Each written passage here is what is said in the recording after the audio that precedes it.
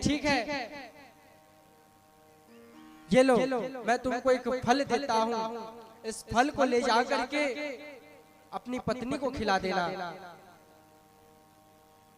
आत्मदेव जी ने तुरंत फल उठाया और उठा करके जैसे ही जाने लगे तो संत ने पीछे से आवाज दिया, कहा ठहरो, सुन तो लो पहले नियम इसका।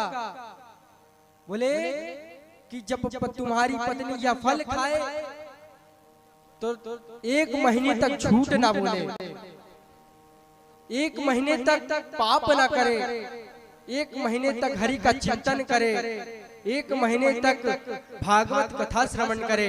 बोले ये करने से बोले आनंद परमानंद एक सुंदर सा संतान प्राप्त होगा, जिसको स्वयं भगवान का स्वरूप माना जाता है।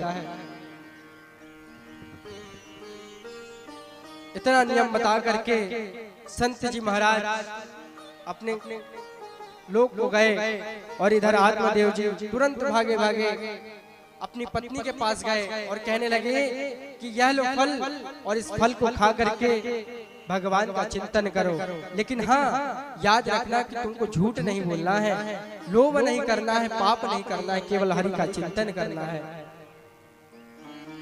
अब धुंधली को तो जानते हो, जिनकी बुद्धि धुंधली रहती है वो कैसे धुंधली रहती है, वो तो बड़े शक और सवाल करती है। भैया कुछ भी ला करके तो पहले सोच विचारे की जरूरी। अच्छा ये बताइए, जब हम कहीं एक जगह हम कथा कर रहे थे तो हमने भक्तों से पूछा था कि बताओ स्वर्ग किनको किनको जाना है, तो सभी ने हाथ उठाए कि महाराज हमको स्वर्ग जाना है। परंतु उस बीच में एक नौजवान व्यक्ति उसने हाथ नहीं उठाया। मैंने उनको प्रेम से पूछा, भैया सभी लोगों ने हाथ उठाया कि सभी को स्वर्ग जाना है, परंतु आपने हाथ नहीं उठाया। बोले महाराज हमारी पत्नी ने कहा है कि सीधा घर, कथा से सीधा घर आना है, नहीं तो तुमको डंडे पड़ेंगे, इसीलिए मैंने हाथ नहीं उठाया। बताओ पत्नी का इतना डर कि स्वर्ग को त्यागने को तैयार है। बोले पत्नी का इतना खौफ है, पत्नी ने हमें कहा है कथा से सीधा घर आइयो, नहीं तो डंडा लठ पड़ेंगे, इसलिए महाराज हमने हाथ नहीं उठाया। तो ऐसे ही कुछ लोग, कुछ पत्नियां होती हैं जिनको कुछ दो तो बड़े सवाल जवाब करती हैं, धुंधली जैसी। बोले ये क्यों, बोले ये कैसे, बोले किस लिए, किसके लिए, क्यों है। ऐसी धुंधली देवी भी मन में विचारधारा उत्पन्न होने लगी। बोले किसने दिया है, पता नहीं कैसा फल है, सड़ा है कि खराब है। बोले सच में ऐसा होता है, कोई ठग दिया होगा, अरे दक्षिणा के लालच में कोई ठग चला गया होगा। धुंधली ने तो ले तो लिया और आत्मदेव जी वहां से प्रस्थान करके अपने पूजा पाठ के लिए। धुंधली आम को देखती देखती रही, टुकुर टुकुर देखती रही। बोले सच में ऐसा होता है क्या। इतने में क्या हुआ कि उनकी बहन, पास के गांव में एक बहन रहती थी, वो आई और वो आई तो उनका स्वागत करने लगी और देखने लगी और पूछने लगी कि बहन तुम तो बड़ी चिंता अवस्था में लग रही हो, क्या बात है। तो कहने लगी क्या बताएं बहना, हमारे जो स्वामी है ना बड़े ही नादान हैं, बड़े ही भोले हैं। बोले क्यों, क्या हो गया। बोले कि पता नहीं कौन सा संत मिल गया रास्ते में और उनका फल उठा करके ले आए और कहते हैं ये संतान प्रदान करेगा, संतान प्राप्ति होगी इससे। तो पता धुंधली की बहन ने क्या किया, क्या कहा कि देख बहन अगर तुझे इसका ट्रायल लेना है ना तो एक काम कर, तू ये फल को अपने गाय को दे दे, क्योंकि तेरी गाय भी जो है बांझ है, बिना संतान की है, ये फल उसको खिला दे।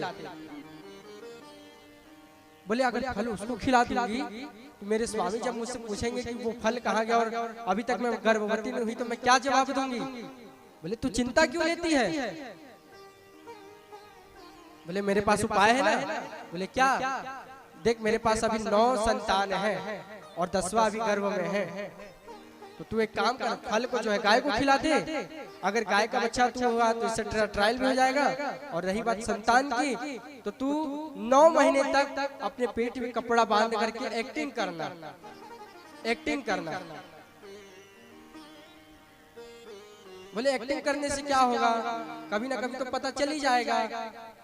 बोले धुंधली की बहन बोली कि ऐसा नहीं होगा, जैसे ही 10वें महीने में मेरा पुत्र, मेरा संतान की जब मुझे प्राप्ति होगी, तब मेरे संतान को आप ले लेना और मुझे कुछ धन दे देना, क्योंकि मेरे पास संतान बहुत है तो धन नहीं है, और आपके पास धन बहुत है, मेरे पास आपके पास संतान नहीं है। इससे दोनों का सॉल्यूशन प्रॉब्लम हो जाएगा, दोनों का सॉल्यूशन हो जाएगा। बोले सॉल्यूशन किसका? बोले जो प्रॉब्लम है। बोले क्या चीज का प्रॉब्लम? बोले संतान का, तुम्हें संतान की प्रॉब्लम है, मुझे धन की प्रॉब्लम है, तो इससे अवश्य ही सॉल्यूशन हो जाएगा। अब ठीक महाराज, अब जानते तो हो, बहन ने जो कह दिया तो छोटी बहन को तो मानना पड़ेगा। अब छोटी बहन भी हाँ पे हाँ मिलाती रही। अच्छा ये पता है ये क्यों किया, धुंधली ने ऐसा क्यों किया जानते हैं? बोले कि उसको डर था कि अगर कोई चोर आ गया या कोई मेरे घर में लूटपाट आ गई या घर में आग लग गया तो मैं भागूंगी कैसे? मैं तो घर बस रहूंगी तो मैं भाग नहीं सकती हूँ, तो मेरा खाना पीना भी कम हो जाएगा, मेरी जो सुंदरता है वो भी कम हो जाएगी। बोले इतना झंझट कौन पाले। आज धुंधली की बहन ने जैसा कहा, धुंधली ने वैसा वैसा कार्य किया। कुछ क्षण बीते, कुछ महीने बीते, 9वें महीने में आया, उसकी बहन को एक सुंदर सा बालक जन्म हुआ। और बालक जैसे ही जन्म हुआ तो धुंधली की बहन ने रातों रातों में ही अपने पुत्र को उठा करके धुंधली की गोद में डाल दिया और धन देकर के उसे विदा कर दिया, धन देकर के विदा कर दिया। इधर आत्मदेव जी को बड़ी प्रसन्नता हुई कि चलो भगवान की कृपा से, संत की कृपा से मुझे संतान की प्राप्ति तो हुई। कुछ समय बीतने बाद बालक 3 वर्ष का हुआ। इधर 3 वर्ष के बाद क्या हुआ जानते हैं? बोले जो संत का आशीर्वाद का जो फल था ना, जो गाय ने खाया था, उस गाय के द्वारा ही एक बच्चा, बड़ा ही सुंदर एक बालक का जन्म हुआ। बोले कैसे बालक? बोले पूरा शरीर मनुष्य की तरह है और पलकी कान एक गौ की तरह है। तो आत्मदेव जी ने तुरंत उसे गोद में उठाया और बड़े ही भगवान का सत्कार किया, सम्मान किया और भगवान से विनती करके भगवान से मन में इच्छा प्रकट की और नामकरण कर दिया। बोला इसका नाम आधा देह मनुष्य का है और कान जो है गोकर्ण, कान गाय का है, तो इस प्रकार इसका नाम गोकर्ण हो गया। बोले प्रेम से गोकर्ण जी महाराज की। यह सब देख करके धुंधली दूर से ही देख रही थी। धुंधली को बड़ा गुस्सा आया, कहने लगी कि अभी इस बालक का जन्म हुआ है और आपने इसका नामकरण कर दिया। जो मेरा बालक 3 वर्षों से 3 महीने का है, उसका अभी तक आपने नामकरण नहीं किया। अच्छा आप लोग को एक बात बताएं, बोलते हैं नाम का भी प्रभाव पड़ता है व्यक्ति पर। बोले जैसा नाम वैसा उनका कर्म, नाम का भी बड़ा प्रभाव है भैया। अब धुंधली को ही देख लो, धुंधली जैसा नाम बड़ा, उसको धुंधकारी जैसा। धुंधली का मतलब जो हमेशा लड़ते रहे, सोच विचार करते रहे, एक छोटे से भी कुछ वस्तु मिल जाए तो उसमें भी छानबीन करते रहे।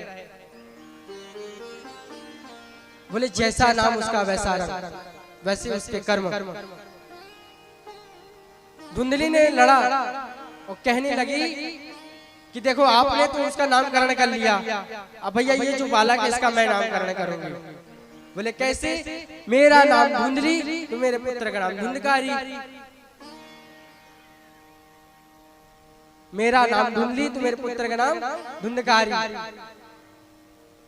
कुछ समय व्यतीत होने के बाद धीरे धीरे दोनों बालक बड़े हुए। एक बालक भगवान की भक्ति में जुड़ गया और एक बालक जो है संसार के विमुख पाप कर्मों में जुड़ गया। ये दुनिया बड़ी ही टेंशन में जीने देती है, पता है लोगों को। बोले कैसे?